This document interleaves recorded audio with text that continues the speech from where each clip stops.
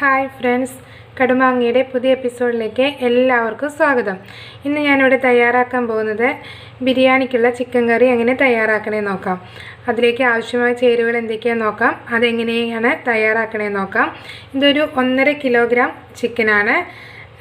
ഒരു 2 സവോള, 2 പച്ചമുളക്, ഒരു വലിയ തക്കാളി, ഇഞ്ചി വെളുത്തുള്ളി പേസ്റ്റ്, കറിവേപ്പില, മുളക് പൊടി 2 ടീസ്പൂൺ, ഗരം മസാല 1/2 ടീസ്പൂൺ, മഞ്ഞൾപ്പൊടി 1/4 ടീസ്പൂൺ, ഉപ്പ് ആവശ്യത്തിന്. അതിനായിട്ട് നമുക്ക് ആദ്യം ചിക്കൻ ഒന്ന് വറുത്തെടുക്കണം. അപ്പോൾ ഇത് ചിക്കൻ വറുത്തെടുക്കാനുള്ള മുളക് പൊടിയും ഗരം മസാലയും മഞ്ഞൾപ്പൊടിയാണ്. നമുക്ക് മസാല തയ്യാറാക്കാൻ വേണം.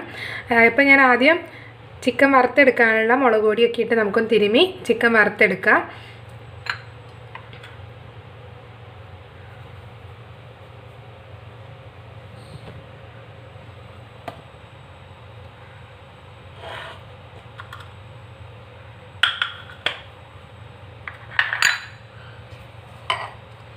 ഇതെടുത്ത് വെച്ചിരിക്കുന്നത് ഈ മുളക് പൊടിയും ഇതെല്ലാം കൂടി നമുക്ക് ചിക്കനിലേക്ക് ഇട്ട് കൊടുത്ത് നന്നായിട്ട് മിക്സ് ചെയ്ത് വെക്കണം. ഇത് അധികം സമയം വെക്കുകയൊന്നും വേണ്ട, കാരണം നമ്മൾ വറുത്തെടുത്തിട്ട് വീണ്ടും ഒരു 5 മിനിറ്റ് വെച്ചാലും കുഴപ്പമില്ല. എന്നാലും നമുക്ക് സമയമില്ലെങ്കിൽ വെക്കണമെന്നൊന്നുമില്ല, പെട്ടെന്ന് തന്നെ നമുക്ക് വറുത്തെടുക്കാം. വറുത്തെടുത്തതിന് ശേഷം കറി വയ്ക്കുന്നതായതുകൊണ്ട് കുഴപ്പമില്ല. പിന്നെ വേണമെങ്കിൽ ഒരു 5 മിനിറ്റ് വെയിറ്റ് ചെയ്യാം, ആ ഉപ്പൊക്കെ ഒന്ന് പിടിക്കാൻ വേണ്ടിയിട്ട് വേണമെങ്കിൽ വെയിറ്റ് ചെയ്യാം. ആ മസാലയാണ് ചിക്കൻ്റെ ടേസ്റ്റ്. മസാല നമുക്ക് എങ്ങനെ തയ്യാറാക്കണം നോക്കാം. നമുക്ക് ആദ്യം ചിക്കൻ വറുത്തെടുത്തിട്ട് വരാം. എല്ലായിടത്തും ഈ മുളക് പൊടിയും മഞ്ഞൾപ്പൊടിയും ഉപ്പൊക്കെ ഒന്ന് നന്നായി പിടിക്കട്ടെ. മല്ലിപ്പൊടി വേണ്ട, വറുക്കുക എന്നതായതുകൊണ്ട് നമുക്ക് മല്ലിപ്പൊടി ഇട്ട് കൊടുക്കണ്ട. മസാല തയ്യാറാക്കാൻ വേണ്ടി നമുക്ക് മല്ലിപ്പൊടി വേണം.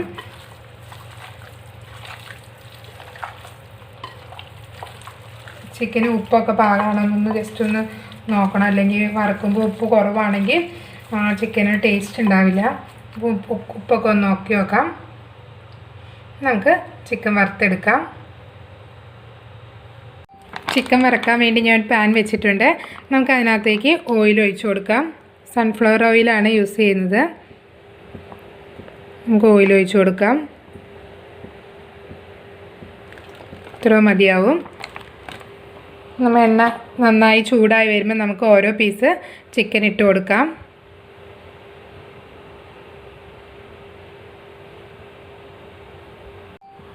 നമ്മുടെ എണ്ണ നന്നായിട്ട് ചൂടായിട്ടുണ്ട്. ഇപ്പോൾ ഏകദേശം ഞാനൊരു 5 മിനിറ്റ് ആയിട്ടുണ്ട് കുഴച്ച് വെച്ചിട്ട്. വെക്കണമെന്നില്ല, വെച്ചാലും കുഴപ്പമൊന്നുമില്ല, നല്ലതാണ്. നമുക്ക് ഈ എണ്ണയിലേക്ക് ചിക്കൻ പീസുകൾ ഓരോന്ന് ഇട്ട് കൊടുക്കാം.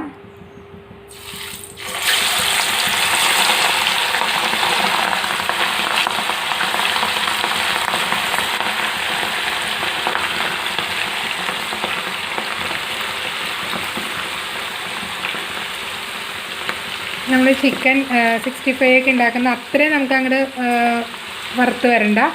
ഒരു മീഡിയം സൈസായിട്ട് നമുക്ക് വറുത്ത് കോരണം. ഇത്രയും ചിക്കൻ ആയതുകൊണ്ട് നമുക്ക് 2 ട്രിപ്പായിട്ട് തന്നെ വറുത്തെടുക്കേണ്ടി വരും. നന്നായിട്ടൊന്ന് മൂത്ത് വരട്ടെ.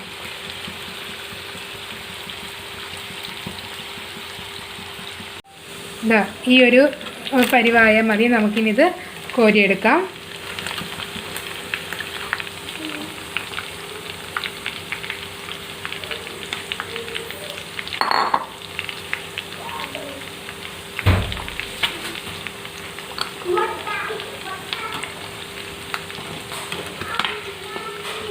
നമുക്ക് അടുത്ത സെറ്റും കൂടി വറക്കാൻ വേണ്ടി ഇട്ട് കൊടുക്കാം.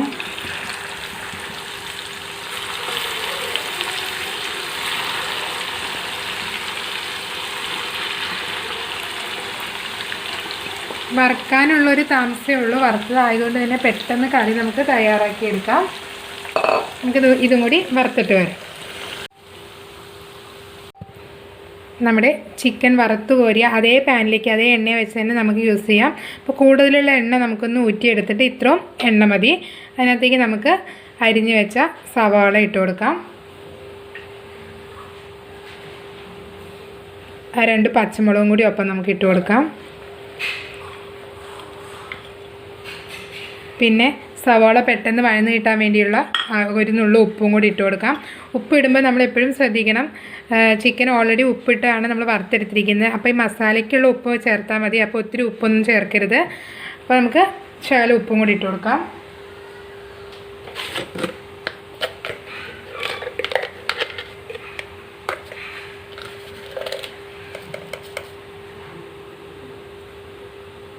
നന്നായിട്ടൊന്ന് വാടി വരട്ടെ.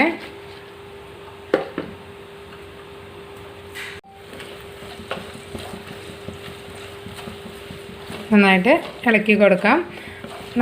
ഇതിനെ നന്നായിട്ടൊന്ന് വഴന്ന് വരണം. നന്നായി വഴന്നതിന് ശേഷം നമുക്ക് ഇഞ്ചി വെളുത്തുള്ളി പേസ്റ്റ് ഇട്ട് കൊടുക്കണം.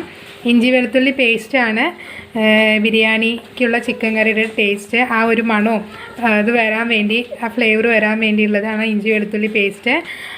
ഇഞ്ചി ചതച്ചിട്ടാലും അരിഞ്ഞിട്ടാലും ആ ടേസ്റ്റ് കിട്ടില്ല.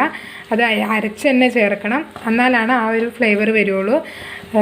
അങ്ങനെ എല്ലാവരും ഒന്ന് ട്രൈ ചെയ്ത് നോക്കണം. അപ്പോഴാണ് നമുക്ക് ബിരിയാണി കഴിക്കുമ്പോൾ ആ ചിക്കൻ കറിക്ക് ഒരു പ്രത്യേക മണവും ഒരു ടേസ്റ്റൊക്കെ ആണല്ലോ. അതേ സെയിം ഫ്ലേവറും ടേസ്റ്റൊക്കെ കിട്ടാൻ വേണ്ടി നമ്മൾ അരച്ച് തന്നെ ചേർക്കണം. നമുക്ക് സവാള നന്നായിട്ടൊന്ന് വഴന്ന് വരട്ടെ. ഇത് സവാള കണ്ടില്ലേ, ഇതുപോലെ വഴന്ന് വരുമ്പോൾ നമുക്ക് ഇതിനകത്തേക്ക് കറിവേപ്പില ഇട്ട് കൊടുക്കാം. പിന്നെ ഒരു വലിയ തക്കാളിയാണ് എടുത്തിരിക്കുന്നത്. ആ തക്കാളി നമുക്ക് ഇതിനകത്തേക്ക് ഇട്ട് കൊടുക്കാം.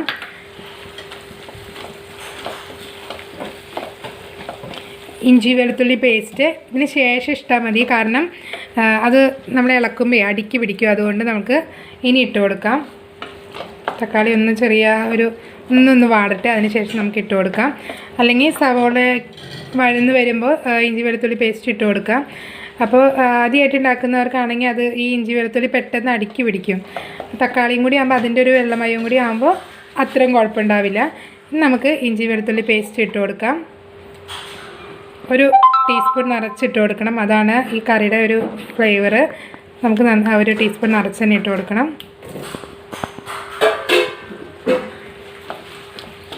നന്നായിട്ട് പച്ചമണം മാറുന്ന വരെ നമുക്ക് ഇളക്കി കൊടുക്കാം. പച്ചമണം മാറിയതിന് ശേഷം വേണം നമുക്ക് ഈ മസാല തയ്യാറാക്കാനുള്ള പൊടികളൊക്കെ ഇട്ട് കൊടുക്കാൻ വേണ്ടിയിട്ട്.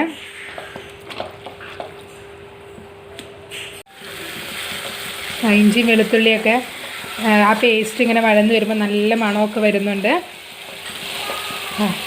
ബിരിയാണി കഴിച്ച ഒരു പ്രതീകമായിട്ടുണ്ട്, നല്ല മണം വരുന്നുണ്ട്. ഒരു ശകലം നേരം കൂടി കഴിഞ്ഞതിന് ശേഷം നമുക്ക് പൊടികൾ ഇട്ട് കൊടുക്കാം. ഒന്നുകൂടി ഒന്ന് പച്ചമണമൊക്കെ ഒന്ന് പൊക്കോട്ടെ. പച്ചമണമൊക്കെ മാറിയിട്ടുണ്ട്. നമുക്കിനി പൊടികൾ ഓരോന്നോരോന്നായി ഇട്ട് കൊടുക്കാം. അപ്പോൾ ഞാനൊരു ഗരം മസാല എടുക്കുന്നത് ഇത്രയും ഇതിനൊരു 1/2 ടീസ്പൂൺ ചേർക്കുന്നുണ്ട്, എന്നാലും അതിൻ്റെ ഒരു ഫ്ലേവർ വരുള്ളൂ. പിന്നെ ഒരു 1/4 ടീസ്പൂൺ മഞ്ഞൾപ്പൊടി, ഒരു 2 ടീസ്പൂണോളം മല്ലിപ്പൊടി, കാശ്മീരി ചില്ലി ആയതുകൊണ്ട് തന്നെ 1 സ്പൂൺ മുളക് പൊടിയും ചേർക്കുന്നുണ്ട്. നേരത്തെ നമ്മൾ മുളക് പൊടിയൊക്കെ ചേർത്താണ് വറുത്തതുകൊണ്ട് ചിക്കൻ എരിവുണ്ടാവും. പിന്നെ ഈ മസാലയ്ക്കുള്ള എരിവ് ചേർത്താൽ മതി. അപ്പോൾ കാശ്മീരി ചില്ലി അതിനോട് 1 സ്പൂൺ നിറച്ച് ചേർക്കുക, എന്നാലാണ് ആ മസാലയ്ക്ക് ആ കൊഴുപ്പൊക്കെ കിട്ടുള്ളൂ. പൊടികളൊക്കെ ഉണ്ടെങ്കിലല്ലേ മസാല ഗ്രേവിക്ക് നല്ല കൊഴുപ്പുണ്ടാവുള്ളൂ.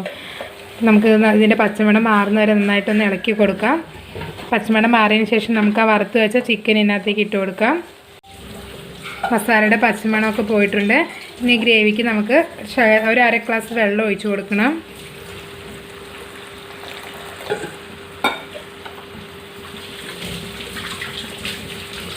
ഗ്രേവി ഒന്ന് കൊഴുത്ത് കിട്ടാൻ വേണ്ടിയിട്ട്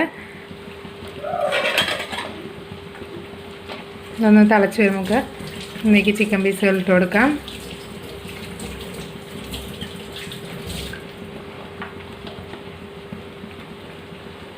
തിള വന്നു, നമുക്ക് ഓരോ പീസുകളും ഇട്ട് കൊടുക്കാം.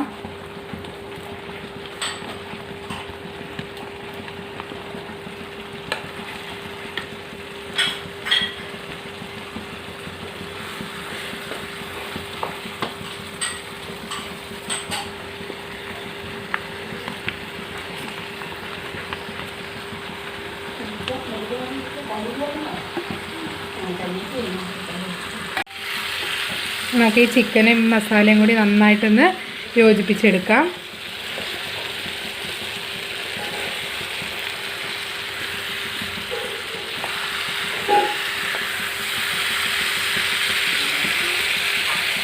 ഒന്ന് ചൂടായി കഴിയുമ്പോൾ തന്നെ ചെറിയൊരു ചാറ് ഒരു പെരളം പോലെ ആയി കിട്ടും. നമുക്ക് നന്നായിട്ടൊന്ന് മിക്സ് ചെയ്ത് കൊടുക്കാം.